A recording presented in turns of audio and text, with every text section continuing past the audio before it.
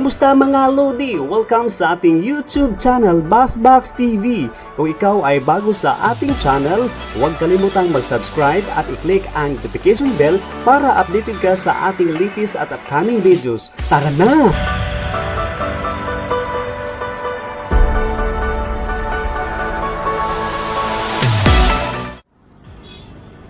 Nandito po tayo ngayon mga Lodi sa Terreno Avenue sa Ruas Boulevard, na kung saan ay ating makikita ang pagdagsa ng mga kababayan nating mga bikers. At meron ding mga hindi nagbabike, nagja-jogging, nagwo-walking. Ang iba siguro ay nag-jogging pa doon galing sa CCP. So sa mga oras na ito mga Lodi, ating makikita talaga ang maraming mga tao ang palaging bumibisita dito. Dahil po ngayon ay araw ng linggo. Ayan, nakikita nyo sa unahang video ay meron na rin naakit na mga aso na bumibisita dito sa Manila Bay. Dahil na rin sa kanilang nakikita at narinig sa social media at sa television na meron ng unti-unting pagbabago ang ginawa ng ating gobyerno, kaya sila ay pati aso at pusa at mga tao ay naakit na rin pumupunta at mamasyal dito sa Manila Bay sa oras na ito. Ayan, nakita nyo mga Lodi na ang mga tao ay labas-pasok. Meron ding parating pa lamang, meron ding pauwi na. Kasi nandito po tayo kanina mga bandang alas 6 ng umaga at kitang-kita natin kung paano ang paglilinis ng taga Manila City Hall ang Manila Bay.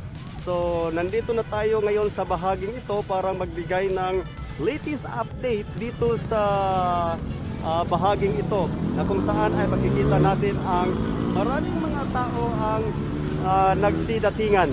Ayan, kita-kita naman natin sa ating video sa bahaging ito na grabe talaga ang pagdagsa ng mga tao.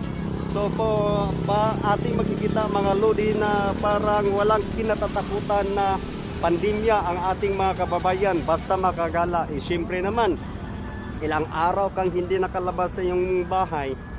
At ang IETF ay naglabas na ng memorandum na pwede nang lumabas ang 10 to 14 years old sa kanilang mga bahay. Kaya makikita nyo mga Lodi na merong maraming mga bata dito sa Manila Bay.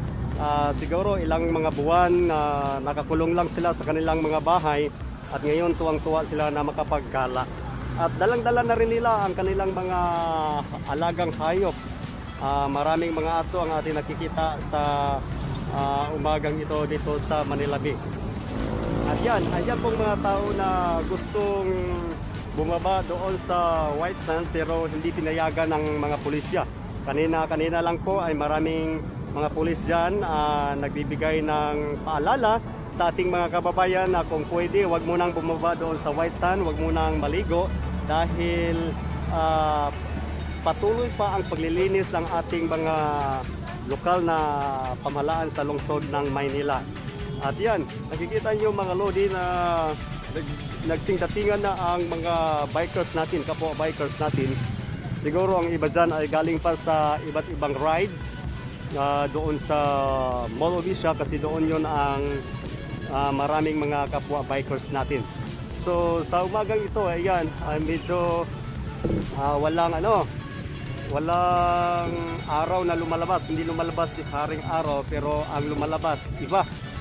Lumalabas ang mga maraming tao. Ayan, punta po tayo sa ibang bahagi. Sasalubungin po natin.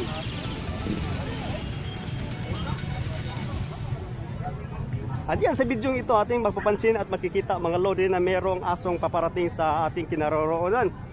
Pati aso naaakit na rin na Manila Bay dahil na rin sa kanyang narinig sa social media at sa TV, kaya sila ay nagsipagdatingan dito. Ayan, ito na po ngayon ang latest na update dito sa Manila Bay. Ayan, nakikita natin mga Lodi na may mga pulisya at palaging nagpaalala sa atin na magsuot ng face shield, face mask at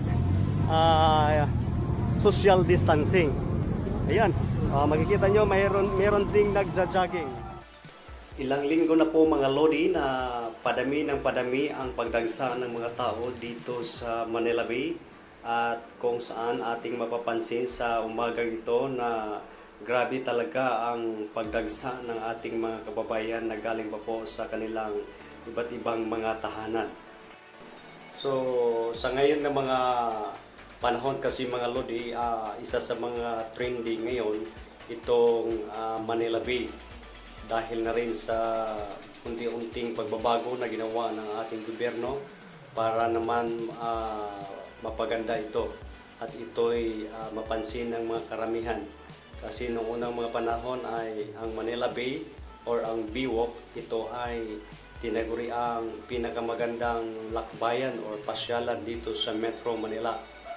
Ngunit ito'y nawala ng dahil sa mga maraming basura na nakatambak dito noong nakalipas na ilang mga taon. At dahil na rin sa malaking pananaw ng ating gobyerno sa lungsod ng Maynila at sa ating mahal na presidente, President Rodrigo Roa Duterte, ay ito na po ngayon ang resulta sa kanilang malaking plano sa pagbabago dito sa Manila Bay. Kaya nakikita nyo mga lodi na thousand na mga tao ang lumadayo dito every Sunday at saka Sabado. At yan makikita nyo sa harap natin ay meron ding mga kasamahan nating mga vlogger na nagbibigay ulat sa inyo patungkol dito sa unti-unting pagbabago na ginawa ng ating gobyerno. Na kung saan ay sa mga umagang ito, inyo ding mapapansin ang mga nagkakaibang mga tao na dumadayo dito. Ang iba ay may kasama pa kanilang mga maliit na bata at iba naman ay nagbibisikleta para lang makapunta dito at matingnan nila sa umagang ito ang sitwasyon dito sa Manila Bay. Kahit hindi mo natanungin ang ating mga kababayan mga lodi, ay kita-kita naman sa kanilang mukha na grabe talaga ang kanilang pagkamasayahin sa tuwing sila ay nakapunta dito sa Manila Bay at nakikita nila ang unti-unting mga pagbabago na naganap dito sa Manila Bay. Ang iba nga sa ating mga kababayan sa tuwing sila ay bumibisita dito sa Manila Bay ay nararamdaman din nila ang lungkot minsan nung nakita nila ang Manila Bay. Noong nakita nila ang Manila Bay ay minsan ay maraming mga basura ang naaanod galing sa laot. Pero ayan, ang mga basurang yan ay nakuha naman ang ating tagapaglinis dito. Kasi araw-araw silang nag-a-update at naglilinis dito para mapanatili ang kalinisan dito sa Manila Bay.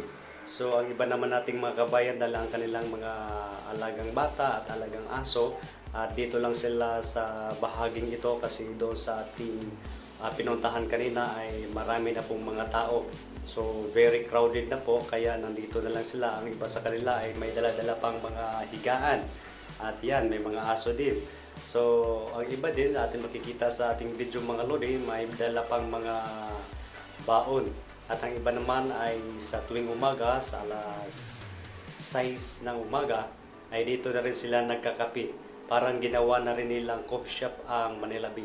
Masarap kasi mga lodi kapag ikaw ay nagkakape nandito ka sa Manila Bay, lalo na pag umagang-umaga, makikita mo talaga ang magandang tanawin dito.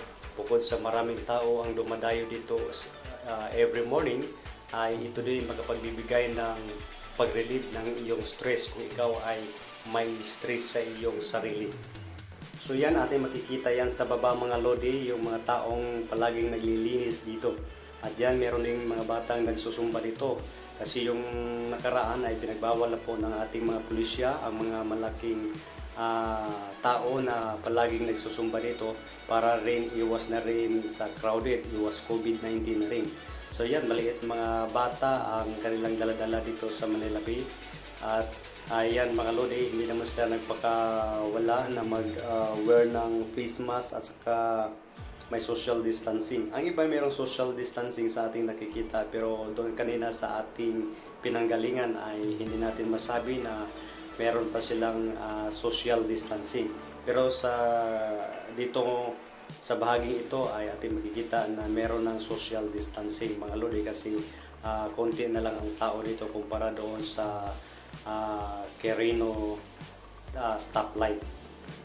So nakikita nga na natin ngayon lodi na laking tulong talaga para sa ating mamamayang Pilipino ang pagbibigay ng panahon at pagbibigay ng magandang paningin sa pagbabago dito sa Manila Bay, na kung saan nakatandaan natin sa ilang mga taon na medyo kumunti ang mga taong namamasyal dito.